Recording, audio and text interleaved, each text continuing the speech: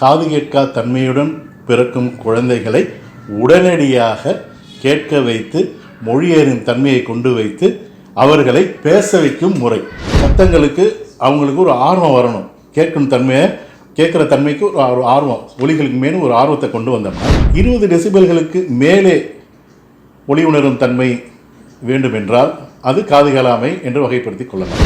So காது கேளாமை என்று சொல்லும் பொழுது மொழி அறிவதற்கு முன், மொழி அறிந்ததற்கு பின் என்று இருவாறாக பொதுவாக பிரித்துக் கொள்ளலாம்.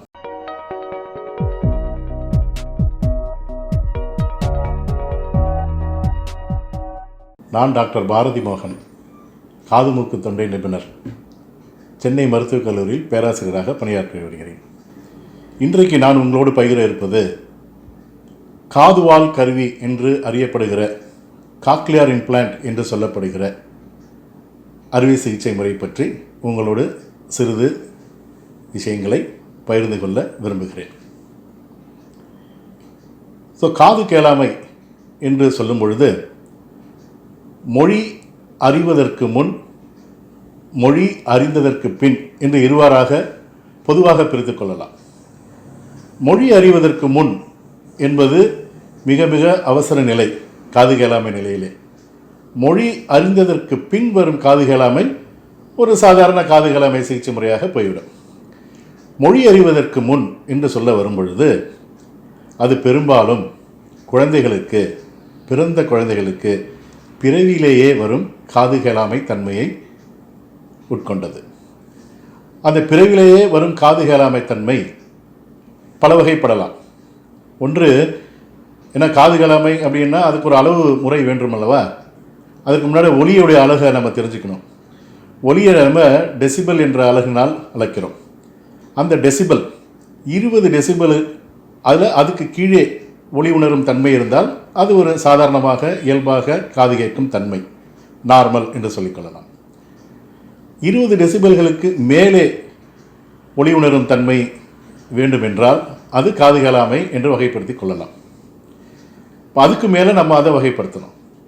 20லிருந்து 40 லேசான, அதற்கு மேலே மிதமான, அதற்கு மேலே கடுமையான, அதற்கு மேலே ஆழ்ந்த என்று வகைப்படுத்தப்படுகிறது.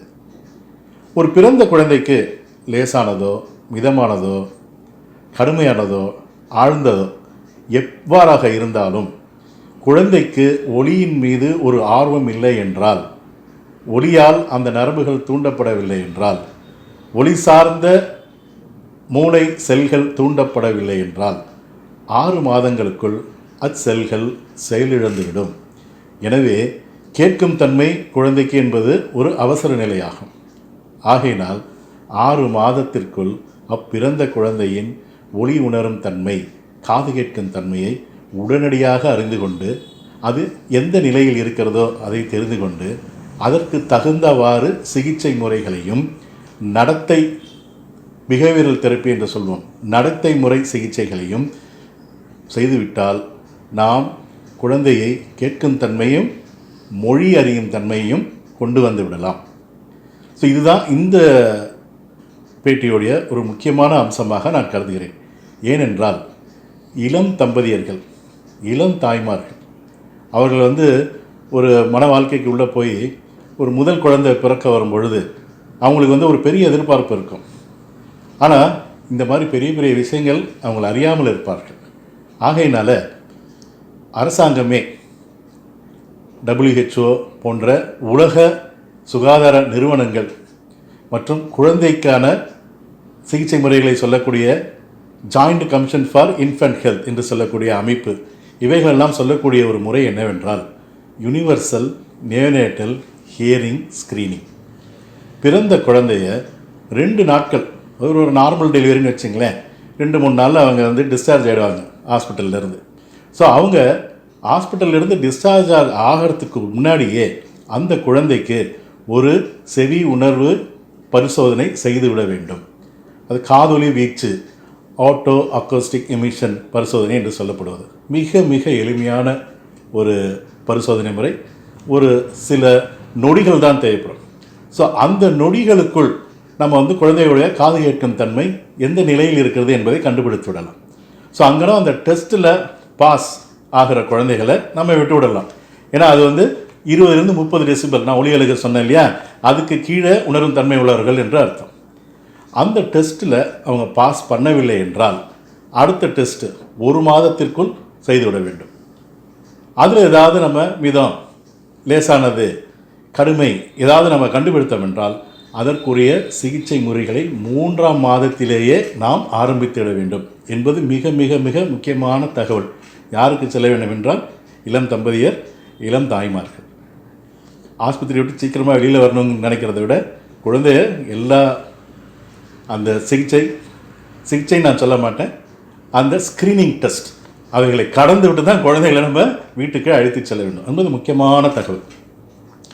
சரி, இவ்வாறு நம்ம கண்டுபிடிக்கப்பட்ட குழந்தைகள் மிதமோ கடுமையோ கண்டுபிடித்த குழந்தைகளை நம்ம அடுத்தடுத்து எவ்வாறு சிகிச்சைக்கு உட்படுத்த வேண்டும் என்பது தெரிந்து கொள்ள வேண்டும் அல்லவா? அவ்வாறு நம்ம எடுத்துக்கொள்ளும் பொழுது அவைகளை ஒரு ஒலிபெருக்கி மூலம் சத்தங்களுக்கு அவங்களுக்கு ஒரு ஆர்வம் வரணும், கேட்குற தன்மைக்கு ஒரு ஆர்வம், ஒலிகளுக்கு மேலும் ஒரு ஆர்வத்தை கொண்டு வந்தோம்னா அந்த பிரெயின் செல்கள் கெடாதவாறு நாம் பார்த்து கொள்ளலாம்.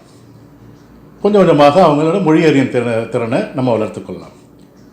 ஒலிபெருக்கியில் கேட்கல கடுமையானதாக இருக்குது அப்படின்னா காது கேட்கும் கருவிகள், ஹியரிங் எய்ட்ஸ் பொருத்தி அவங்கள கேட்கும் தன்மையை கொண்டு வரலாம்.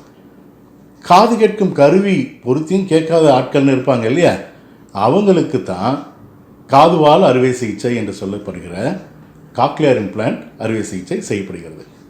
இந்த காக்லியா என்று சொல்லப்படுவது என்னவென்றால் உட்செவியின் உணரும் தன்மை, ஒளி உணரும் தன்மையுடைய நரம்பு செல்கள், ரிசப்டார்னு சொல்லுவோம்ல அந்த மாதிரி. அந்த உணரும் தன்மையுடைய நரம்பு செல்கள் காக்லியா என்று சொல்லக்கூடிய அந்த உட்செவியிலே இருக்கின்றது. இப்போ ஒளி என்பது ஒரு இயக்க ஆற்றல், மெக்கானிக்கல் எனர்ஜின்னு சொல்கிறோம் இல்லையா.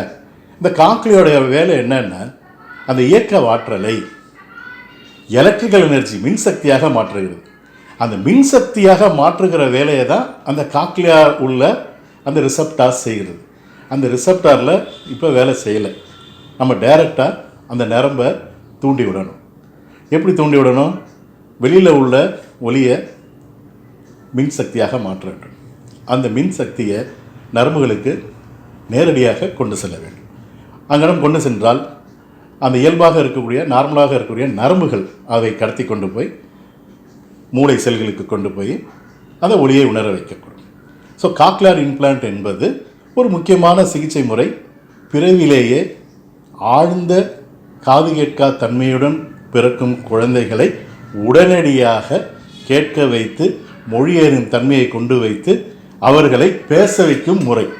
அதுக்கப்புறம் 1 வருஷம் அவங்களுக்கு ட்ரைனிங் எல்லாம் கொடுத்து அவங்கள கொண்டு வரணும். ஏன்னா பார்த்து கேட்டல் முறை, அந்த நடத்தை பயிற்சி முறைகளை கொடுத்து அவங்கள நம்ம மொழியறியும் தன்மையும் பேச வைக்கவும் செய்ய வேண்டும்.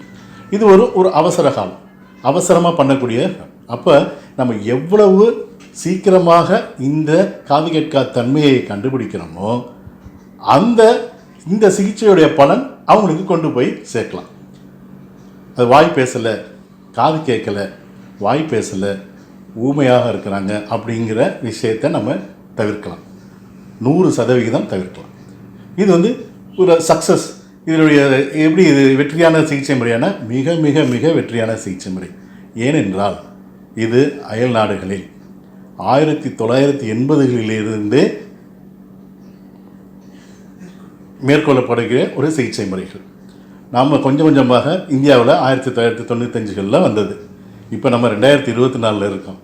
இப்போ நம்ம செய்ய வேண்டியது சிகிச்சை முறையை யாருக்கு தேவையோ அவங்களுக்கு கொண்டு போய் சேர்க்கணும். அதுதான் நம்மளுடைய வேலை.